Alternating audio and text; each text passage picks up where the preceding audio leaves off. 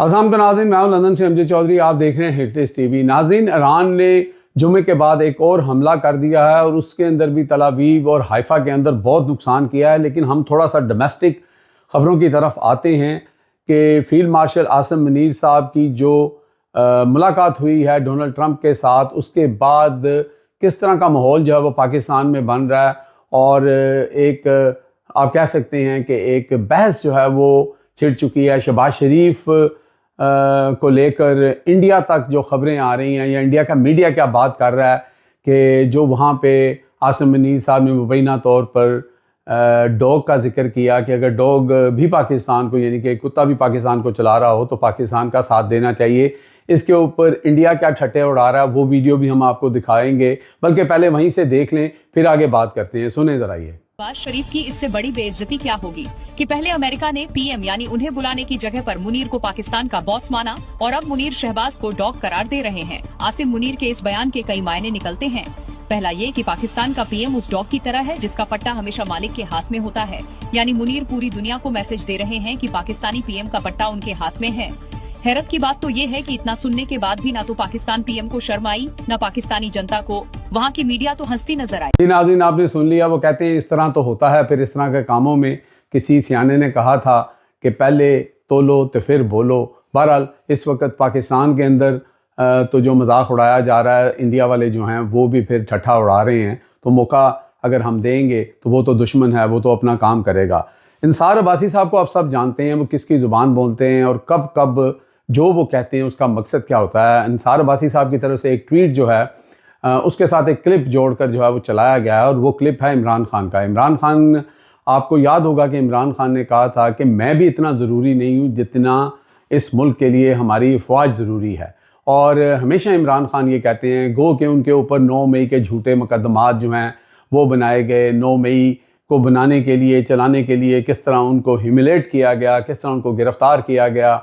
और फिर वो सारा जो इस वक्त पीटीआई का जो नैरेटिव है वो इसको फॉल्स फ्लैग ऑपरेशन कहते हैं और सारी दुनिया जानती है। और अभी तक उसकी सीसीटीवी फुटेज जो इमरान खान बार बार कहते हैं वो भी पेश नहीं की गई। लेकिन इस मौके के ऊपर इंसार अब्बासी जो हैं वो एक तरह की मदद शायद मांग रहे हैं या बताना ये चाह रहे हैं कि हमारी फ़ौज अगर कुछ भी कर रही है, कोई भी बैकग्राउंड के ऊपर अगर कोई चीज़ या पिक्चर चल रही है, तो उसके अंदर इमरान खान ये कहते हैं कि फ़ौज भी मेरी, मुल्क भी मेरा, और फ़ौज जो है मुझसे ज़्यादा ज़रूरी है इस मुल्क के लिए। देखिए, इस मुल्क, किसी भी मुल्क के लिए जो उसकी दफ़ाई फ़ौज होती है वो बिल्कुल ज़रूरी होती है। अगर फ़ौज और दफ़ा मजबूत होगा तो मुल्क मजबूत होगा और फिर मुल्क में रहने वाले लोग जो हैं वो पुरसकून नींद जो हैं वो सो सकते हैं। लेकिन जो कुछ पिछले 2.5-3 साल से हुआ है, जो कुछ इमरान खान के साथ हुआ है, इस वक्त 50 डिग्री के करीब टेम्परेचर है और इमरान खान को एक 6x8 के सेल के अंदर बंद किया हुआ है। लेकिन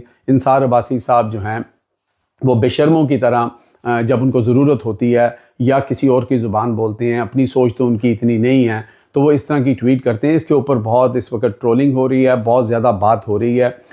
इसके साथ साथ एक साजिद तारड़ नामी एक शख्स हैं जो अमेरिका के हैं, आप उनको जानते हैं। वो जनाब बेशतर औकात वो पहले जो कह चुके हैं, जो उनकी बातें हैं वो अब ट्रोलिंग पे आई हुई हैं, क्योंकि उन्होंने वहाँ पे होस्ट किया था जब आसिम मुनीर वहाँ पर जो ओवरसीज़ पाकिस्तानी थे उनसे बात कर रहे थे। उससे पहले वो जो बात कर चुके हैं, ये साथ उनकी वो जो तस्वीर है आसिम मुनीर साहब के साथ, वो खड़े हैं, आसिम मुनीर साहब भी खड़े हैं, और उससे पहले जो वो बात कर चुके हैं वो आपको सुनाना चाहते हैं। और ये गौरव आर्या, जो मेजर गौरव आर्या है, उसके साथ उसके अंदर प्रोग्राम के अंदर ये बात जनाब ये साजिद तारड़ साहब कह रहे थे। और कैसे कैसे लोग जो हैं, अगर ये इस तरह के लोग रिप्रेजेंट करेंगे तो लाजमी सी बात है कि अवाम और पाकिस्तान जो है कभी भी अपनी फ़ौज के पीछे उस तरह नहीं खड़ा होगा। क्यों कि ये वो लोग हैं जो मुनाफिकीन में आते हैं, जो गिरगिट की तरह रंग बदलते हैं। लेकिन इमरान खान एक जेन्युइन आदमी है और इमरान खान आज भी ये बिलीव करता है कि पाकिस्तान की फ़ौज मजबूत होगी तो पाकिस्तान मजबूत होगा। ये सुने ज़रा इसकी भी बात। हमारे आधे तालिबानी माइंडसेट के लोग तो फौज में बैठे हैं, हमारे आधे आर्मी के लोग तो चाहते हैं रियासत मदीना बनाई जाए, वो आधे हमारे आर्मी के अंदर बैठे लोग कहते हैं शरिया एनफोर्स की जाए।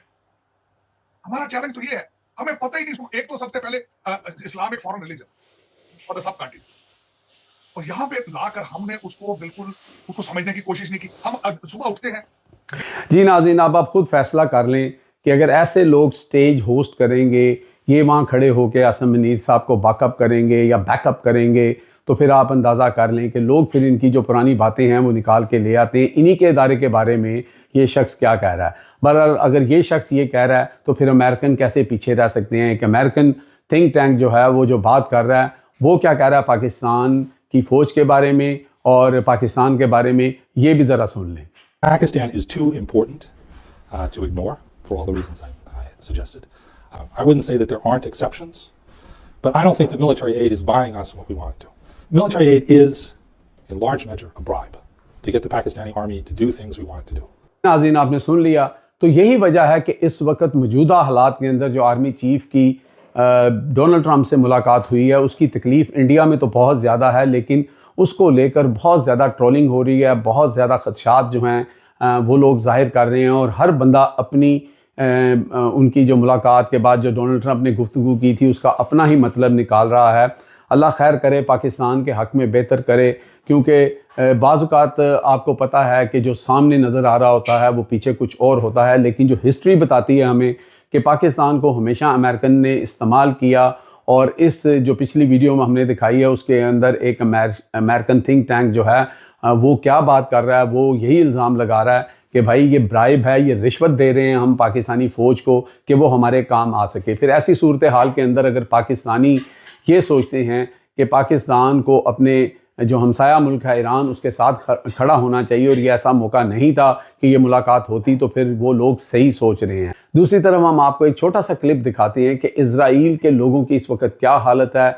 वो इज़राइल जिसने गाज़ा को तबाह कर दिया, जिसने लबनान को तबाह कर दिया, जिसने सीरिया को तबाह कर दिया, जिसने जो गज़ब किया, जो वहाँ पे हालात हुए, जो लोगों को मारा, कत्ल गारत की, लोगों को शहीद किया, वो इज़राइल और उसके लोग इस वक्त ईरान से किस तरह माफ़ी मांग रहे हैं, ये सुने ज़रा।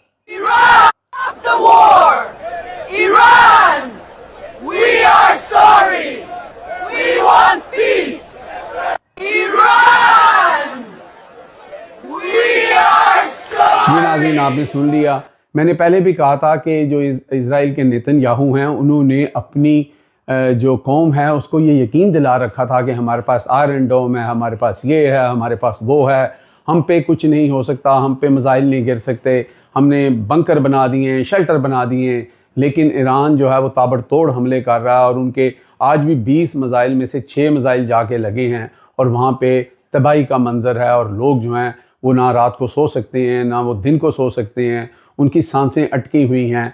वो इस तरह नहीं है जिस तरह ईरान का भी बहुत नुकसान हो रहा है, लेकिन ईरान के अंदर लोग जो हैं वो आज जुम्मे की नमाज में लाखों का मजमा था और लोग सड़कों पे हैं, कारोबार भी चल रहा है, सारा कुछ चल रहा है और पूरी ईरानी कौम जो है वो इस वक्त अपनी अफवाज के साथ खड़ी है। बहरहाल हम अल्लाह ताला से दुआ करते हैं कि कहीं पे भी जो इस जंग के दौरान जो भी लोग शहीद हो रहे हैं या लोग मारे जा रहे हैं, लोग नहीं मारे जाने चाहिए, लेकिन चूँकि ये जंग मुसल्लत की है इज़राइल ने, नेतन्याहू ने, और इस वक्त बदमाशी के तरीके से ईरान को जो है वो ब्लैकमेल किया जा रहा है और ईरान जो है वो ये ऐलान कर चुका है कि वो टिल डेथ जो है वो लड़ेंगे, वो सरेंडर नहीं करेंगे। अब तक के लिए इतना ही। देखते रहें मेरा channel hit list by Amjad Chaudhary.